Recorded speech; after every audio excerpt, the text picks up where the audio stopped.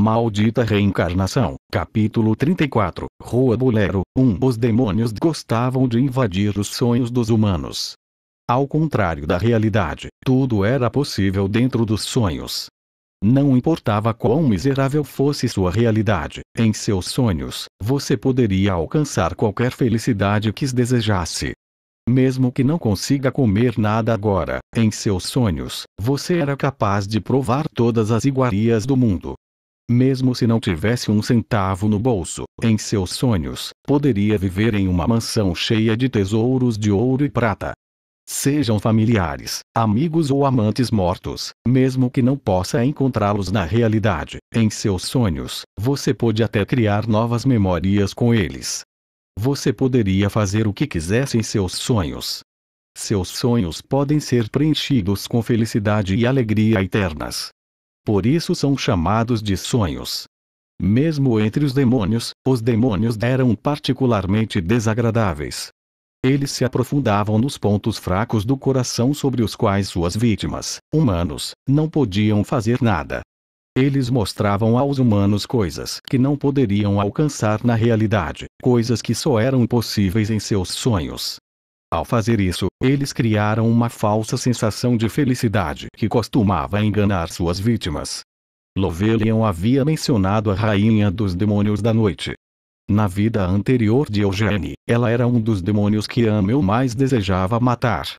Aquele maldito povo-demônio atacou Amel e seus colegas várias vezes durante sua jornada por Elmut.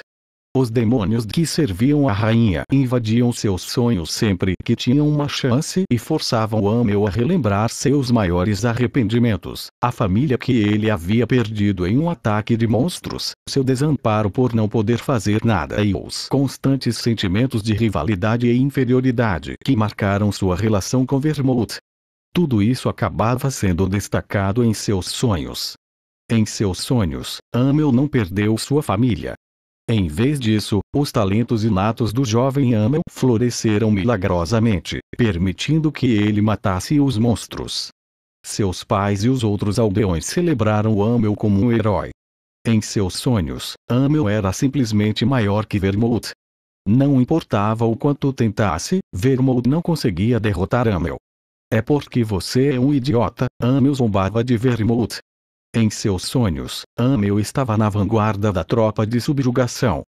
As milhares de pessoas que se perderam no processo de travessia para Elmut, todos aqueles que não conseguiram acompanhar o herói e seus companheiros e morreram no caminho sem deixar seus nomes para trás, nenhum deles tinha morrido em seu sonho.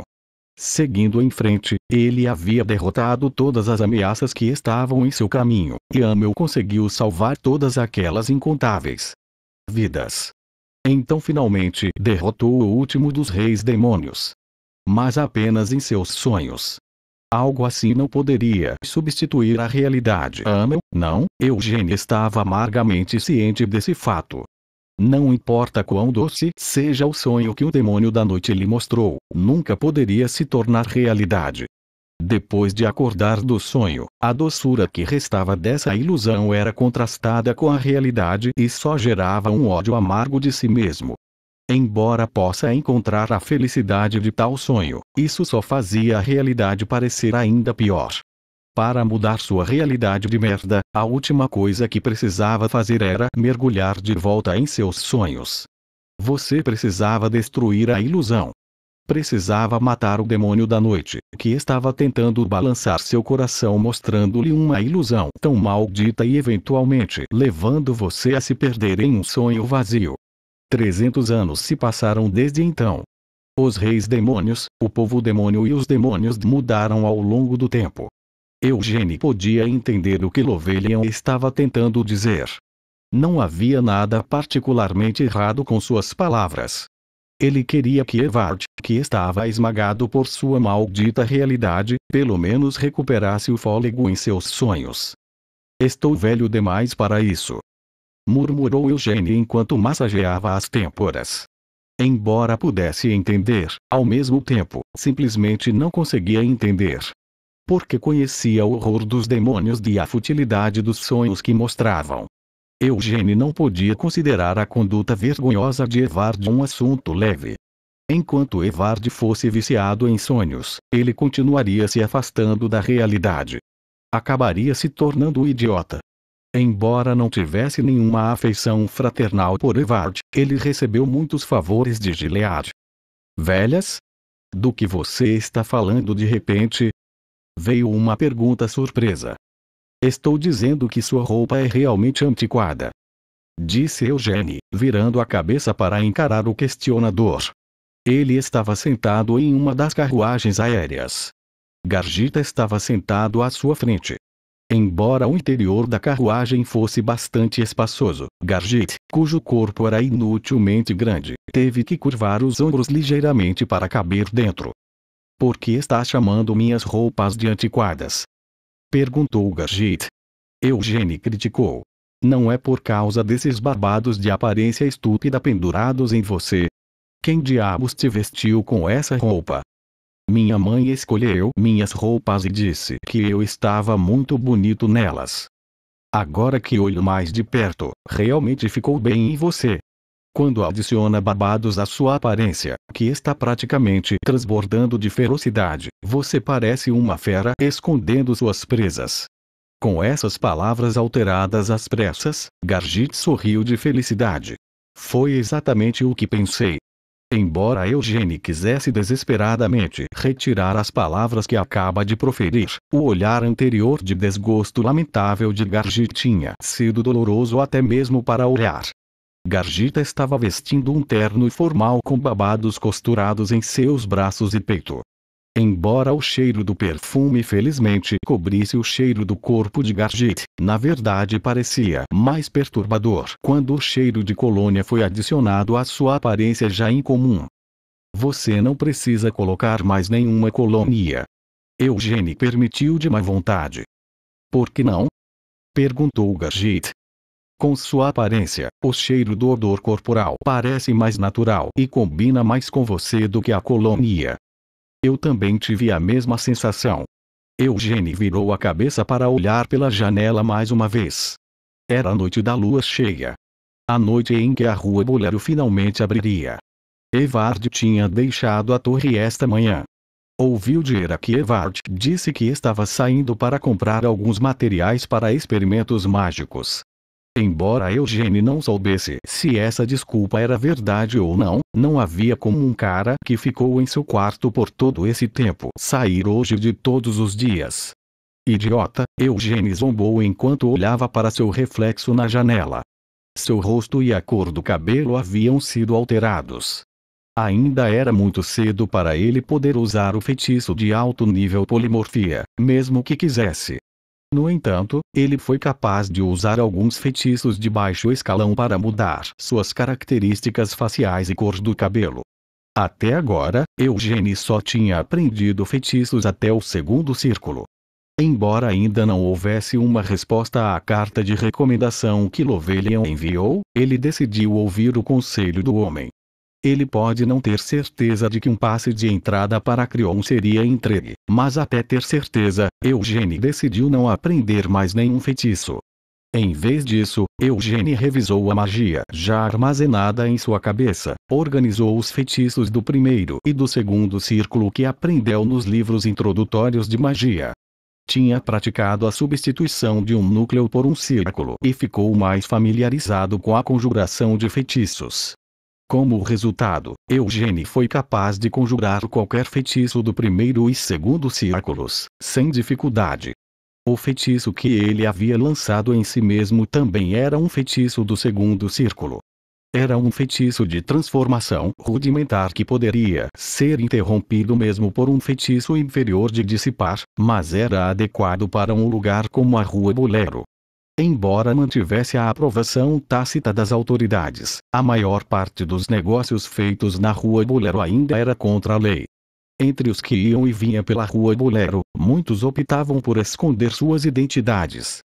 Como a polimorfia era um feitiço de alto nível, não era tão fácil de usar, então a maioria usava feitiços de transformação rudimentares. Como tal, dissipar a magia de transformação conjurada nos visitantes da Rua Bolero era estritamente proibido. Embora isso não signifique que seja impossível reconhecer alguém pela aparência, observou Eugênie. Dissipar não era absolutamente necessário para ver a verdade por trás de um disfarce. Os magos de alto nível podiam ver facilmente através da magia de baixo nível. No final, usar tal feitiço na frente de um mago poderoso era como colocar as mãos sobre os olhos e se fazer de bobo. Mas isso ainda não é melhor do que não fazer nada. Enquanto levantava o capuz de seu manto, Eugênie abriu a porta da carruagem. Eles haviam chegado à Rua Bolero. Isso é diferente do que eu esperava, murmurou Eugênie enquanto olhava para a multidão agitada. Embora não pudesse ser comparado a nenhuma das atrações turísticas anteriores que havia visitado, ainda estava bastante lotado. Como já era um mercado negro tacitamente aprovado, neste momento, não seria melhor apenas desenvolvê-lo totalmente em uma atração turística? O passe de entrada é de 2 milhões de saus. Alguém lhes disse quando foram pegos olhando em volta. O quê? Eugênie perguntou, ainda distraído. 2 milhões de saus. Repetiu a voz. A grande figura que bloqueava a entrada da rua estava carrancuda para eles. Ele não recuou nem mesmo diante de Gargit, que era maior que ele. Se não tivesse esse nível de coragem e habilidades, não teria sido capaz de trabalhar como porteiro da Rua Bolero em primeiro lugar. São 3 milhões de saus para 2 pessoas. Acrescentou o segurança. Eugênie abriu a carteira. Contou 4 notas e os entregou ao segurança. Logo, o porteiro enrolou uma pulseira de papel nos braços de Eugênie e Gargit. Só a taxa de entrada é de 2 milhões de saus. Isso é muito caro, reclamou Gargit. Os 2 milhões por pessoa são apenas o custo de entrar na rua. Cada loja também define sua própria taxa de entrada, explicou Eugênie. Isso é insano. Embora houvesse uma taxa de entrada cara para cada atração turística que tinha visto em Arot, a taxa de entrada para a Rua Bolero ainda era mais do que Gargit esperava. Dizem que entrar em uma taverna barata pode custar pelo menos alguns milhões de saus. Para a casa de leilões, você tem que pagar mais 5 milhões de saus só para entrar. Eugênie elaborou mais. Você não disse que essa também era sua primeira vez aqui, Eugênie? Perguntou Gargit. Fiz uma pesquisa antes de vir aqui. Quando Eugênie balançou a cabeça em desapontamento com Gargit, ele olhou para o bracelete em seu pulso. Era uma pulseira de papel no valor de 2 milhões de saus. Ele puxou suavemente, mas não quebrou. Esta pulseira funcionava como sua prova de identidade na Rua Bolero. As carteiras de identidade oficiais não eram usadas ali. Esta pulseira e dinheiro, tudo o que você precisava eram essas 2 coisas. Vamos, disse Eugênie. Você não disse que tinha outra coisa que precisava fazer? Perguntou Gargit. Cuidarei disso quando chegar a hora. Por enquanto, vamos à casa de leilões e conseguir alguns lugares lá dentro. Eugênie colocou uma mão no bolso interno de suas vestes. Ele havia colocado um pequeno terminal de comunicação mágico ali. Havia comprado este terminal de comunicação para manter contato com um cúmplice que estava em algum lugar naquela longa e sombria Rua Bolero. Você chegou, senhor? Uma voz perguntou. Como sabia? Eugênie retornou a pergunta. O alcance máximo da conexão deste terminal é aproximadamente o mesmo que o comprimento da Rua Bolero. Eu soube que você estava aqui quando o sinal chegou. A voz rouca que se ouvia do terminal pertencia ao guia que Eugênie conheceu no primeiro dia em que chegou a Arot. Eugênie o havia encontrado no dia anterior e o persuadiu a agir como espião, oferecendo-lhe uma grande quantia de dinheiro. Sua tarefa era simples. O guia só precisava vagar pelo antro das súcubos e sinalizar para Eugênie quando visse Evard. Eugênie estava preocupado que Evard também pudesse estar usando magia de transformação quando chegasse, mas não há necessidade dessa preocupação. Evard não usa magia de transformação. Aquele cara ouvi dizer que ele usa a mesma túnica toda vez que vai lá. E embora possa não usar nada que carregue o símbolo de sua família, o capuz de seu manto geralmente desliza para mostrar vislumbres de seus cabelos grisalhos. Ele realmente é um idiota maluco. Evard parecia estar gostando da atenção que recebia ao revelar secretamente sua identidade. Para alguém que sempre teve um olhar atordoado no rosto na propriedade principal e até mantinha os olhos baixos e os ombros caídos na torre, ele estava realmente aproveitando a chance de se soltar e mostrar sua identidade em uma rua onde qualquer um teria vergonha de ser visto. Se fosse meu filho, espancaria ele para que consertasse esses maus hábitos. Embora nunca tivesse tido um filho, Eugênia ainda tinha esse pensamento. Você vai pagar a entrada da casa de leilões, disse Eugênia a Gargit. Tudo bem por mim. Gargit concordou. Sobre aqueles testículos de gigante, se forem muito caros, não vou emprestar o dinheiro. Como pode dizer isso quando já chegamos até aqui? Pense nisso da minha perspectiva. Embora o patriarca tenha me presenteado com este cartão Black, ele certamente ficará alarmado se eu acabar gastando muito dinheiro. Provavelmente é verdade. Se o patriarca me perguntar em que gastei tanto dinheiro, o que diabos devo dizer sobre isso? Acha que posso dizer que comprei alguns testículos de gigante? Prefiro morrer a admitir essas palavras. Eu pagarei você de volta. Não, quem se importa com isso? Estou lhe dizendo que me recuso a confessar com meus próprios lábios que comprei testículos de gigante. Se está tão preocupado com isso, vou apenas explicar em seu lugar. Quanto ele queria comprar aqueles testículos? Eugênie bufou enquanto olhava nos olhos de Gargit, que estavam cheios de antecipação. Ao entrarem na casa de leilões, foram informados. É proibido invadir quartos de outros hóspedes, e qualquer conversa deve ser mantida entre vocês dois. Embora a Rua Bolero abrigasse mais do que algumas casas de leilões, todas as casas de leilões compartilhavam a mesma regra de manter os lances privados. Com exceção dos acompanhantes, todos eram encaminhados para uma sala diferente, mantendo o lance anônimo. Depois de pagar a taxa de entrada de 5 milhões de saus cada um, o porteiro da casa de leilões os conduziu até o porão enquanto continuava suas explicações. Haverá 3 botões na sala para onde serão levados. Se quiser dar um lance, por favor, pressione o botão no centro. Se quiser aumentar o valor, clique no botão à direita.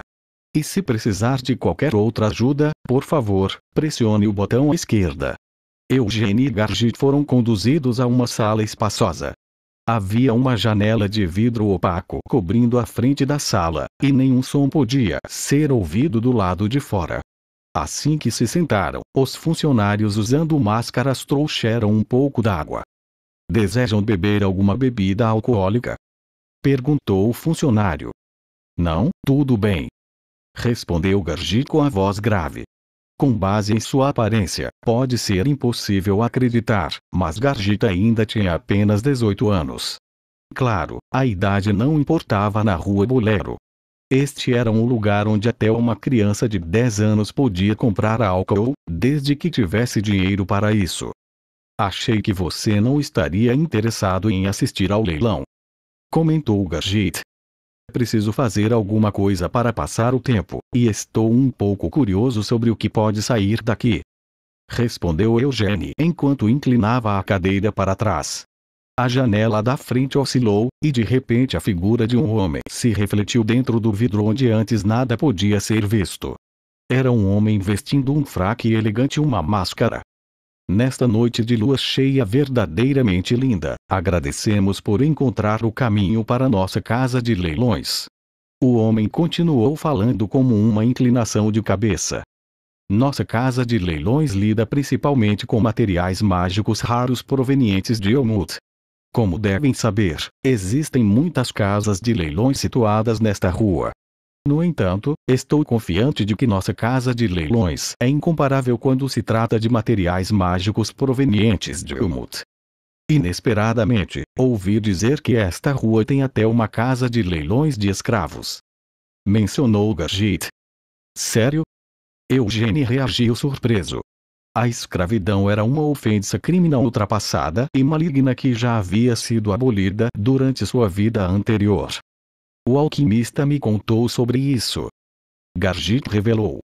Embora a escravidão ainda seja estritamente proibida, ele me disse que escravos ilegais ainda estão sendo comercializados em segredo. Também disse que os escravos comercializados são principalmente demônios. O mundo realmente enlouqueceu, pensou Eugênie enquanto balançava a cabeça.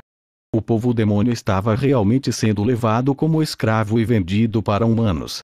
Eugênie simplesmente não conseguia aceitar tal realidade. Claro, ele tinha visto alguns escravos ilegais em sua vida anterior. Elfos que perderam suas casas para os reis demônios, artesãos anões habilidosos e os centauros primitivos semelhantes a bestas. Quanto mais se aproximavam de Elmut, mais escravos ele via. No entanto, esta era Arot, não Elmut. E em vez dos semi-humanos, os demônios é que eram vendidos como escravos. Para os humanos, a propósito. Nosso primeiro item é o chifre do Valarex. Vamos começar o lance em 10 milhões de saus. Com este anúncio, o leilão começou. Quando se tratava dos materiais mágicos provenientes de Elmut, Eugênie estava confiante de que poderia ser considerado um especialista. A carne de Valarex era muito dura. Eugênie relembrou uma memória um pouco desagradável. Enquanto se equilibrava nas duas pernas traseiras de sua cadeira, Eugênie continuou a examinar o leilão. O fruto de uma prozia. As raízes de uma mandrágora. Os botões florais de um Yozerac. Oh meu Deus, havia até uma aranha-turas viva. O veneno desse carinha. Tem certeza de que os testículos do gigante vão sair hoje à noite? Eugênie finalmente perguntou. Todas as coisas mostradas eram materiais mágicos raros, mas não havia nada que chamasse a atenção de Eugênie. Voltando o olhar para o lado, viu que Gargita estava meio adormecido. Vai sair sim. Gargita afirmou entre bocejos. Ouvi dizer que estaria no leilão hoje à noite. Tem certeza sobre isso? Foi o que o boato disse. Seria bom se não saísse, porque significaria que não preciso gastar dinheiro com isso. Murmurou Eugênie enquanto bebia sua água. O próximo item é um objeto de metal feito de um mineral não avaliado. É um item bastante preocupante, pois não foi vendido por algum tempo.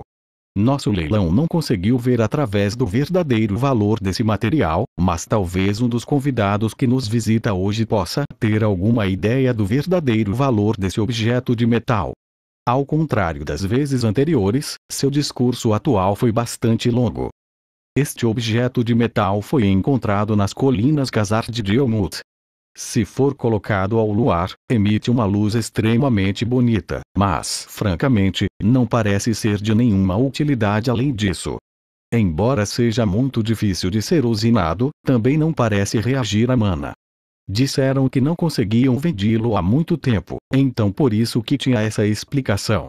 Uma vez que os outros itens receberam lances assim que seus nomes foram anunciados, não houve necessidade de longas explicações.